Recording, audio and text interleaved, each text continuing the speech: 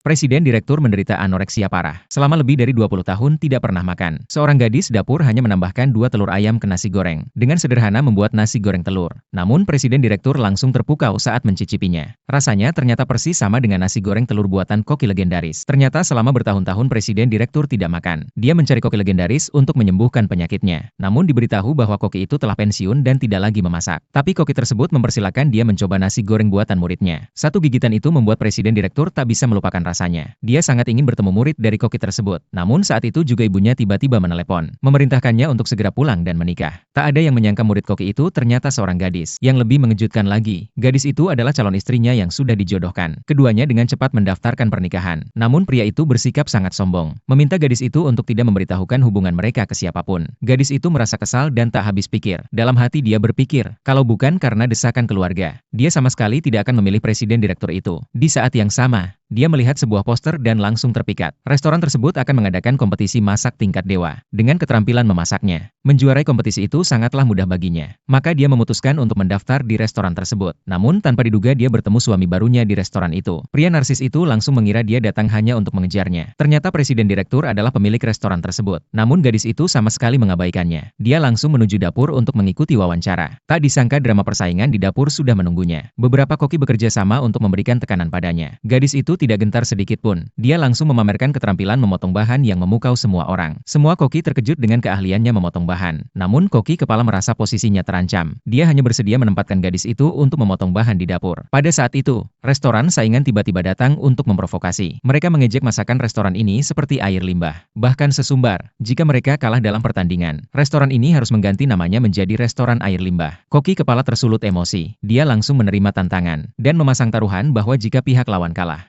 restoran mereka harus tutup. Keduanya menunjukkan keterampilan memasak yang luar biasa. Setelah sibuk selama berjam-jam, lawan berhasil membuat hidangan brokoli. Sedangkan koki kepala membuat hidangan gulungan mentimun. Setelah semua juri mencicipi hidangan tersebut, koki kepala hanya mendapatkan 1 suara. Sedangkan lawan mendapatkan 4 suara. Dengan keunggulan mutlak lawan memenangkan pertandingan, koki kepala tidak terima. Dia mencicipi hidangan lawan dan langsung mengakui keunggulannya. Lawan dengan penuh percaya diri bertanya siapa lagi yang berani melawan. Saat itu gadis itu melangkah maju dan menyatakan ingin menantang. Namun koki kepala langsung mengejeknya, mengatakan bahwa dia hanya tukang potong bahan, dan tidak pantas ikut pertandingan. Gadis itu tersenyum sinis dan dengan penuh percaya diri menjawab, jika dia kalah, dia siap menerima syarat apapun dari pihak lawan. Namun jika dia menang, dia harus menjadi koki kepala di restoran itu. Koki kepala meremehkan kemampuannya, sambil berharap melihat dia mempermalukan dirinya sendiri. Namun tak disangka gadis itu dengan cepat membuat hidangan indah seperti ukiran naga dan burung phoenix. Semua orang terkejut dan terpesona dengan keterampilan memasaknya.